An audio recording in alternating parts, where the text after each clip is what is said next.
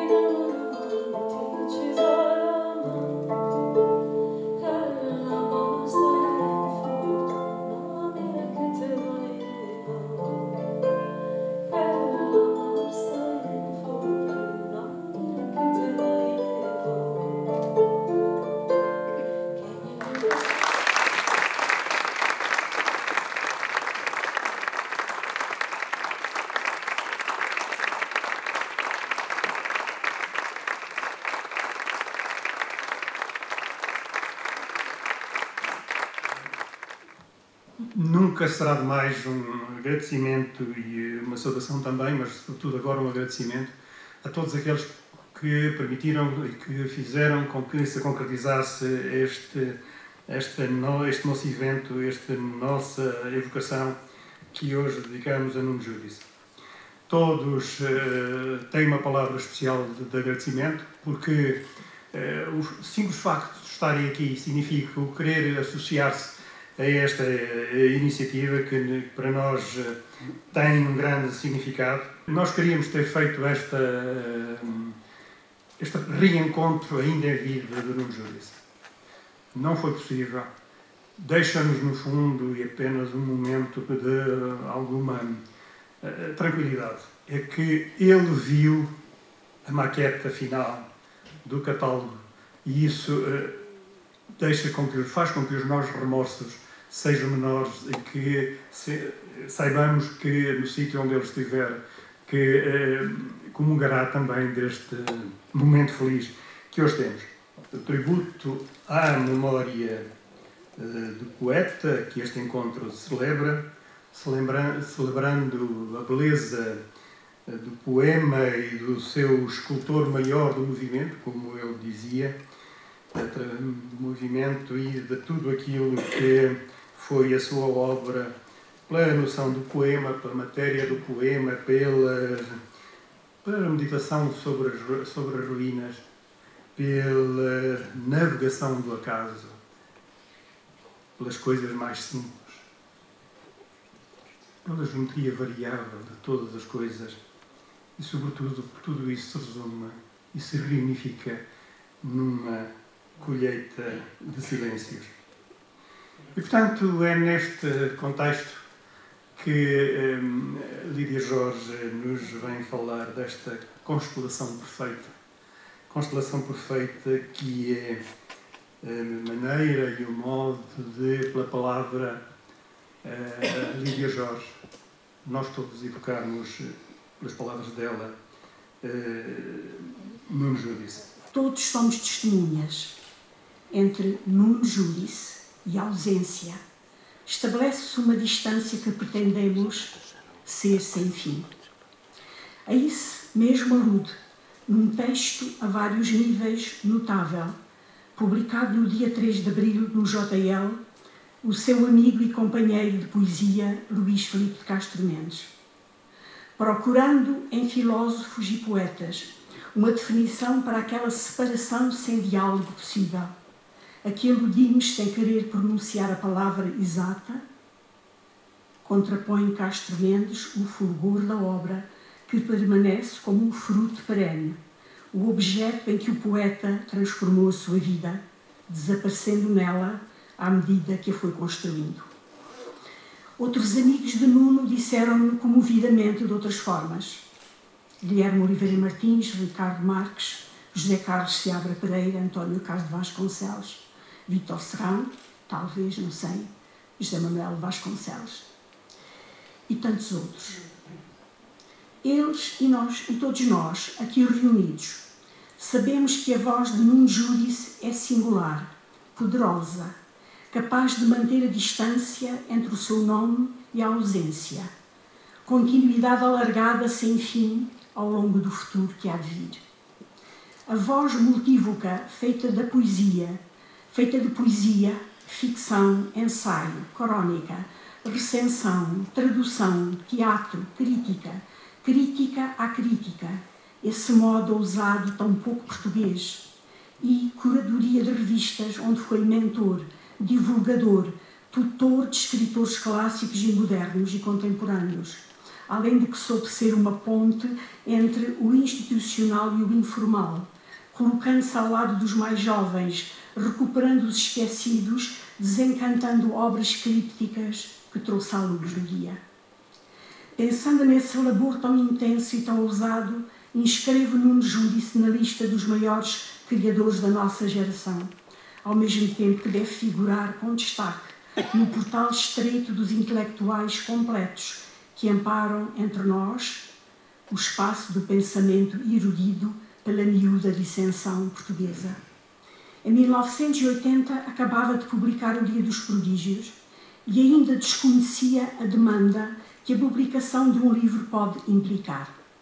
Na primavera desse ano, pediram-me que respondesse a umas perguntas diretas num programa de rádio e, de entre outras exigências mais ou menos frívolas, pediram que elegesse um lugar especial, um poeta e um poema.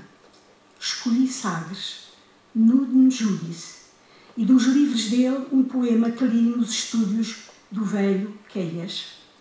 Tinha por título A Prova do Humano e começava assim: Quem terá notado o gesto subtil do velho quando, ao enrolar o tabaco, limpou o indicador cheio de cuspo no tampo da mesa?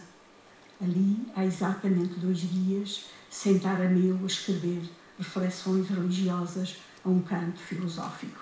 Ia por aí adiante. Então, o jornalista que me entrevistava juntou um comentário. Compreende-se, ambos são do Algarve. Eu não tinha ainda notado esse pormenor. Dos 2 livros que possuía em casa, um deles de capa verde, não sei como, não tinha retirado nenhuma nota biográfica, apenas a efígie da capa mostrava um rosto tão jovem que me parecia a de uma figura imberbe ou mesmo andrógina. Era a capa de Crítica Doméstica dos Paralelepípedos. 2 anos mais tarde adquiriria outro livro, A Partilha dos Mitos. E com esse livro, cujo título poderia ser o título de toda a obra de Nuno Judice, eu tive a ideia de que o poeta que eu não conhecia pessoalmente era um moderno descendente direto de Álvaro de Campos e não um parricida, como então todos os jovens poetas portugueses estavam obrigados a ser. Nuno Judice, companhia, instigadora companhia, serena e iconoclasta em simultâneo. É assim toda a sua obra poética composta por 41 títulos. Mas não é ao acaso, escolho, de entre todos, hoje em dia, O Estado dos Campos. Esse livro de 2003, que me parece ser um volume ponto de chegada da sua obra poética até aí publicada e ponto de partida para os restantes títulos que viria a publicar até uma colheita de silêncios de 2023. Nele, um conjunto de 87 poemas sob o signo da bucólica.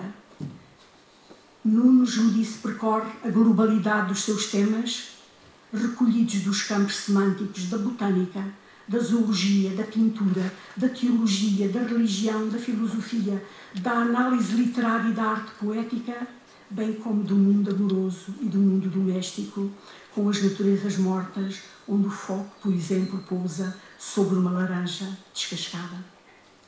E nele se nota a recusa definitiva do uso da desconstrução da gramática verbal, como se o entendimento direto, sem entraves nem anacolutos, fosse a sua escolha. Entre Nuno Judice e os leitores de poesia, apenas a fina gramática do cotidiano verbal, como uma dádiva feita em nome da transitoriedade do poema, uma oferta ao leitor sem máscara nem socalcos. Onde estava o esplêndido de Nuno Judice? A resposta certa, creio ser esta, está por toda a parte e inconfundível. Neste livro, como disse, ponto de chegada de muitas correntes no interior de Judice e ponto de partida para o resto dos seus livros, já sem herança, mas sim preparando a sua descendência, pode ler-se o seguinte poema em forma de quase soneto. Posologia. No lugar a que chamam alma, entre o rio, da memória e os campos do presente, crescem flores. É eterno o calor do estio, e um pássaro canta a tudo indiferente. O que ali está poderá sempre durar quando o corpo não aparece arrogante e logo a seguir exige o seu lugar. Fazenda da alma um astro distante. Então, molho os pés naquelas águas, corto as flores, calo todas as naves, com o ruído ponho em alvoroço as mágoas. O melhor é deixar em sossego a alma, deixá-la no seu canto, contente e calma. Muito obrigada. Muito bem.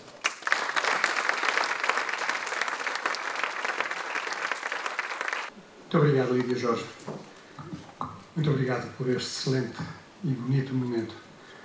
Pedia à Patrícia de Jus Palma, que está lá atrás, se podia também juntar ali à Lídia Jorge e ao Ricardo Marques, que aquele é o seu lugar, agora também.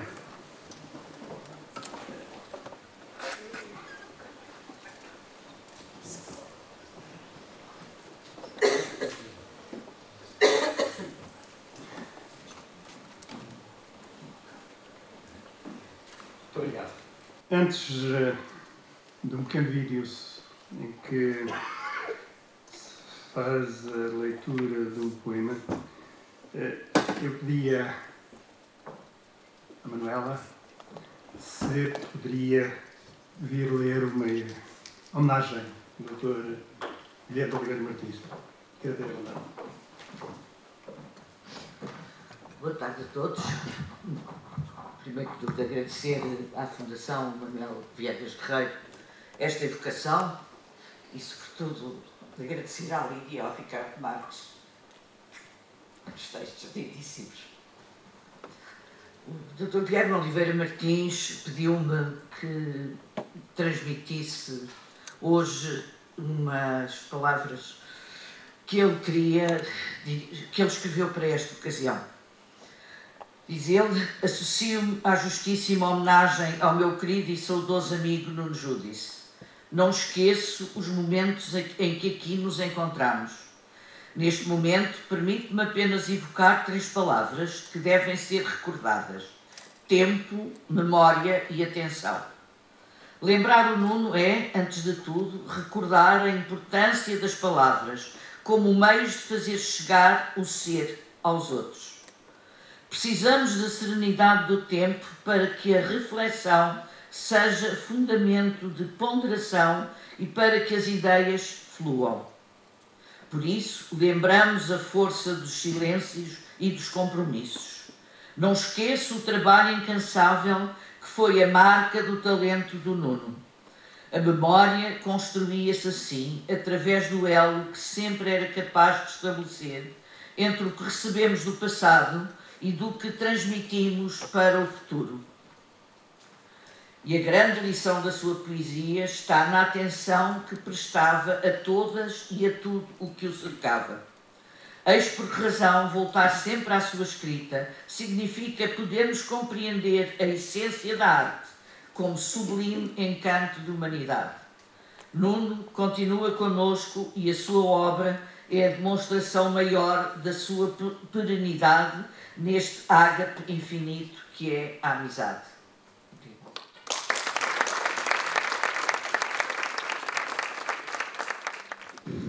Entro no teu quarto como se entrasse no mar. Um temporal de perguntas enrola os teus cabelos. Lanças-te contra as ondas de um sonho antigo e abres a porta da varanda para te sentares à cadeira do Oriente, apanhando o vento da tarde. Não te levantes, digo, e deixa que os teus olhos se libertem de sombra, depois de uma noite de amor, para me abrigarem da luz estéril da madrugada. Mudas de posição, como se me tivesses ouvido, e o teu corpo enche-se de palavras, como se fosses a taça da estrofe. 25 de Abril. À memória de Luís Chá, um homem que gostava de poesia.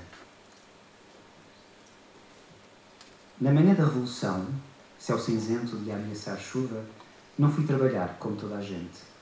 Uma revolução é para isso, para dar feriado no dia em que a tropa sai à rua. E depois em cada aniversário, desde que alguém ganhe, claro, como neste caso aconteceu. Mas quem ganhou? Ninguém. Todos. Todos e ninguém, no fundo, como se viu à medida que o tempo passou, e a revolução foi dando os seus frutos, caindo com o outono, desabrochando em algumas primaveras, mas acabando, como todas as revoluções, no ritmo normal das estações e do tédio do tempo. No entanto, lembro essa manhã. É verdade que não é das circunstâncias que fizeram a história, dos grandes nomes e das grandes causas que me lembro. Tudo isso é passado, está nos livros, e há de ser ensinado enquanto houver história para ensinar. O que não há de estar nesses livros, porém, é o que esse dia me deu. Tu, vendendo os primeiros jornais a sair da clandestinidade, ainda a revolução não estava ganha. o olhar que trocámos quando te comprei um desses jornais, com o gesto frio de quem cumpre uma obrigação militante que não era a minha, a não ser que se entenda por essa obrigação a militância do meu amor por ti, e o modo como nos despedimos, sabendo que uma revolução é o separar os caminhos, o sacrifício dos sentimentos à liberdade das ideias, a entrega do ser ao absoluto das abstrações. Continuaste a vender os jornais e eu, subindo a rua, esperei que deixasses de me ver para deitar fora o exemplar que te comprei. Nem eu era desse partido, nem o amor podia interromper uma revolução, mesmo quando ela nos obriga a deitá-lo para o cesto dos papéis.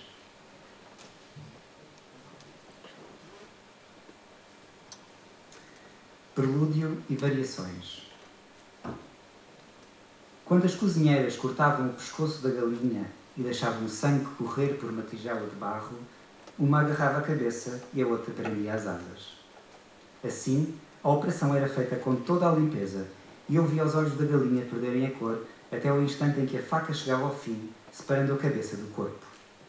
Ainda nessa manhã, eu tinha visto a mesma galinha no pátio, atrás do milho que lhe atiravam, com a felicidade de nem sonhar com o que lhe ia acontecer. De qualquer modo, explicou-me um biólogo, as galinhas não sonham, o que explica o facto de não voarem, apesar de terem asas como as águias ou os anjos.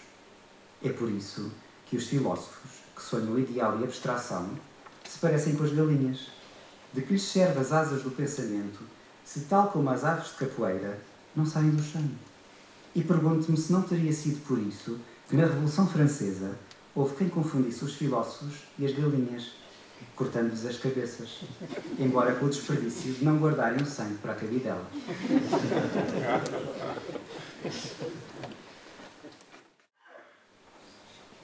E por fim, o que é a poesia? É possível que este poema não seja um poema.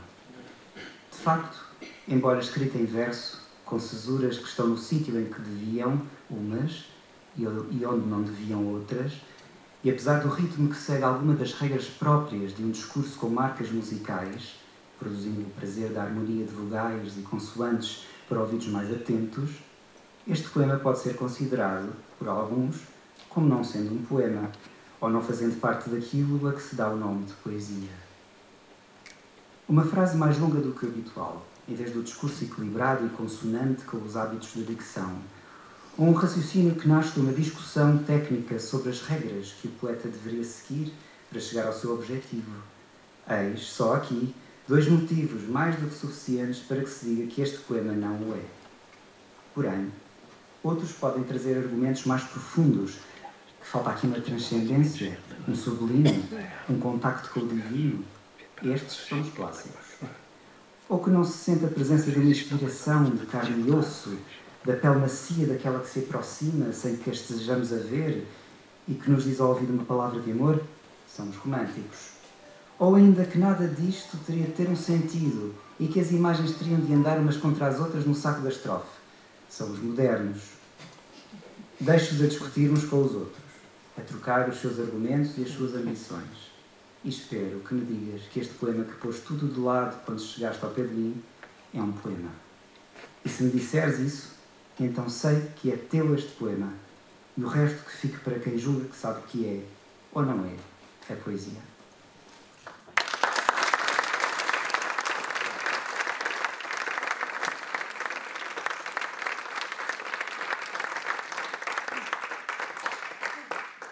Obrigada, thank you. Boa tarde. Excuse me, I don't speak Portuguese, but I want to thank Manuela and this Fundação for this invitation. I read 2 poems in Italian from an anthology of Nuno Giudice that we print last July in 2023 in Italy. And this anthology is titled La Casa della Poesia, a casa do poema, ricetta per fare l'azzurro. Se vuoi fare l'azzurro, prendi un pezzo di cielo e mettilo in una pentola grande che possa mettere sul fuoco dell'orizzonte. Poi mescola l'azzurro con un resto di rosso dell'alba fino a che non si scioglie. Versa tutto in una bacinella molto pulita, perché non rimanga nulla delle impurità della sera. Infine setaccia quel che rimane dell'oro, della sabbia, del mezzogiorno, fino a che il colore non aderisce al fondo del metallo. Se vuoi, perché i colori non si separino con il tempo, metti nel liquido un nocciolo di pesca bruciata. Lo vedrai dissolversi, senza lasciare segni che l'hai messo lì una volta. E neanche il nero della cenere lascerà un resto di ocra sulla superficie dorata. Potrai allora alzare il colore fino all'altezza degli occhi e confrontarlo con l'azzurro autentico. Entrambi i colori sembreranno simili, senza che possa distinguere l'uno dall'altro. Così ho fatto io, Abraham ben Judah ibn Haim, miniatore di Lulè. Io ho lasciato la ricetta a chi vorrà un giorno imitare il cielo. The traduction of this poem was made by a great poet and Italian traductor Emilio Cocco. Thank you.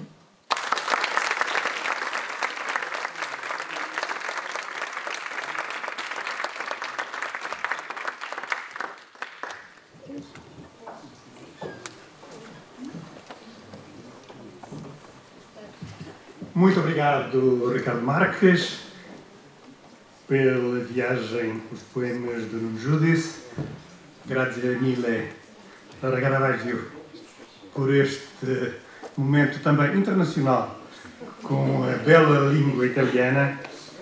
E é o momento agora de passarmos para mais um dos momentos desta evocação, que é a apresentação do catálogo do FLIC, Festival Literário Internacional de Crença de 2019, para o qual peço a presença da Patrícia de Jesus Palma, que é historiadora, mas mais do que historiadora do livro, é sobretudo, foi a organizadora dos primeiro e segundo FLIC, ainda no início.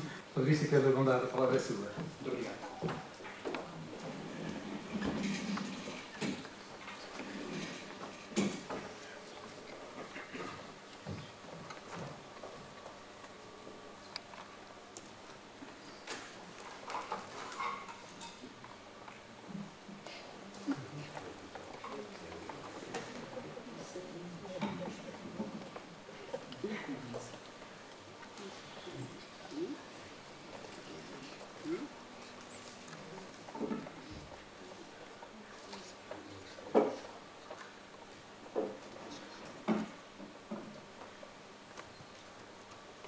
Escrito e impresso, com identidade gráfica inconfundível a partir das ilustrações de José Carlos Fernandes, mas a repetir em cada nova edição, mudando apenas a cor da sua capa.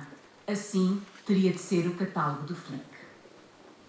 O conceito de catálogo assumou desde logo pela centralidade da exposição organizada em homenagem a um escritor, salvaguardando-se para memória futura a relação dos materiais compilados para essa exposição, dados a conhecer, muitos pela primeira vez, e de que o catálogo seria o fiel representante. Mas catálogo também enquanto inscrição, enquanto ordenação e acessibilidade aos conteúdos de ordem intelectual e afetiva gerados ao longo dos 3 dias de FLIC, como se pretende que faça o catálogo de uma biblioteca. Como já todos perceberam, estamos no universo mental do nosso tão querido e saudoso engenheiro Luís Guerreiro, que este 4º volume faz tão dignamente perdurar. Todos os que já participaram no FLIC, homenageados, oradores, público, testemunham que o FLIC é uma experiência cultural inolvidável e pelas melhores razões.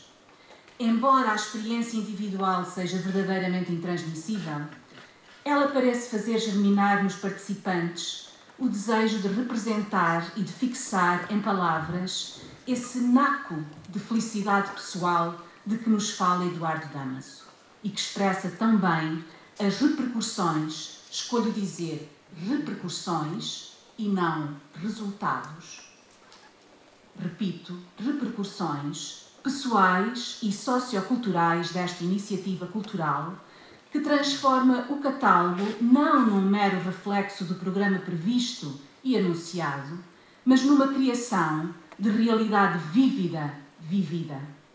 Uma nova realidade cultural pronta a ser experienciada por cada um de nós. Feito este breve resumo, tenho de vos dizer que ele é muito falacioso. Porque isto, senhores e senhoras, isto, na verdade, isto não é um livro. Aparenta. É um verdadeiro centro de recursos. É uma mediateca portátil. Como há pouco vos referia, este livro, este catálogo, inclui 44 autores, dos quais 36 são de textos, 6 de fotografia, a Generalidade de Filipe da Palma, mas com as contribuições de Beatriz Lino, Mariana Carmo, Marinela Malveiro, Mário Lino e Patrícia Caetano. Um autor de um documentário e um de videoclipe. E sim, todos estes recursos estão disponíveis neste aparente livro Centro de Recursos Mediateca, provando com aparente simplicidade como o livro consiste tão bem, convive tão bem com todos os seus outros parentes, incluindo o digital. Eu não sei se vocês já têm o vosso livro, se já têm o vosso livro, mas se tiverem, convido-vos agora a um exercício de ligando a vossa internet no vosso telefone. Eu vou fazer aqui o exercício, se me puderem acompanhar, excelente. E vamos à página 73. Se repararem, o livro é pontuado por estes códigos QR. Com o nosso telefone, nós podemos fazer a leitura. Agora é o grande texto. Já alguém conseguiu. Então, agora que fizemos o teste, portanto, isto repete-se na página 73, com o documentário Estudos Gerais Livres, que foi apresentado no Flip de 2019 e que podemos agora, através deste livro Centro de Recursos, aceder. Repete-se na página 125, um poema de amor, da autoria de Luísa Monteiro. Na página 198, o acesso ao filme do Flick 2019 e ainda ao spot RDP. E o melhor disto é que, de facto, tudo funciona. Claro, havendo internet. A partir, imaginem, de um livro impresso. E termino dando mais uma nota deste preciosismo, deste detalhismo, com este pormenor que encerra o catálogo e que liga com esta decoração que nós temos aqui na frente. Temos um campo florido e, não existindo o programa ainda do próximo Flick, como é costume nos lançamentos do catálogo, em que se dá a conhecer o programa da próxima edição, mas talvez o Sr. Presidente possa acrescentar alguma coisa após a minha intervenção a esse respeito. Portanto, temos aqui um marcador de livro inspirado nesta frase de Lídia Jorge, que diz: as janelas diante das paisagens são tantas que não possuímos mãos suficientes para abri-las. Apresentada a obra, ela é agora vossa e pode juntar-se aos seus irmãos mais velhos.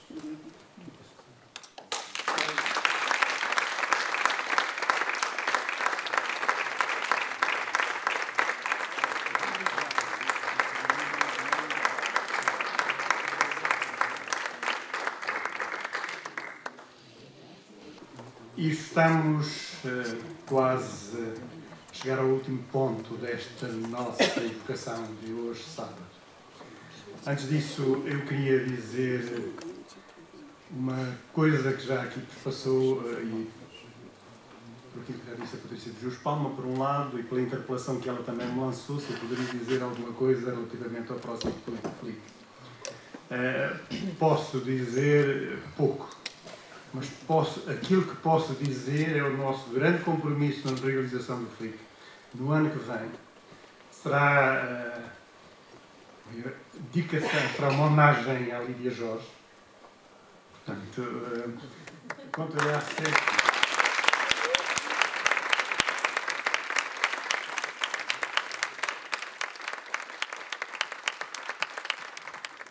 Antes de irmos ao exterior para fazer o descerramento da lápide relativo a um poema do Nuno Judice, eu gostaria ainda de fazer uma oferta a cada um dos nossos oradores e participantes de hoje.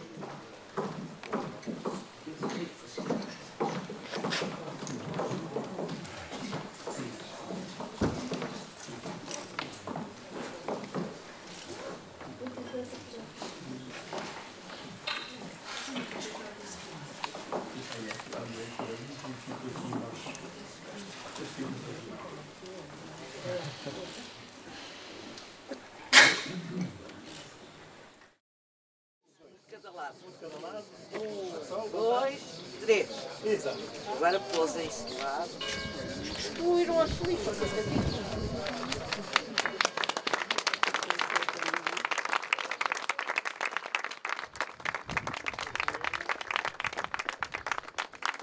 O poeta trabalha agora na interpretação e na expressão importa.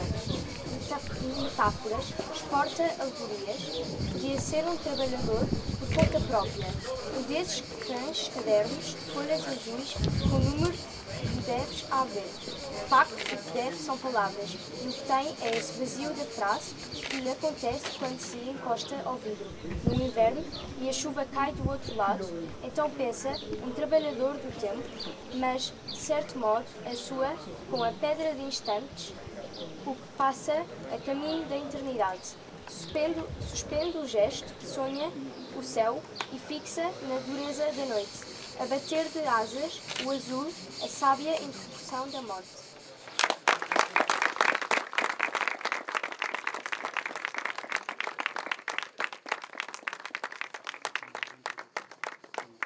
Muito bem.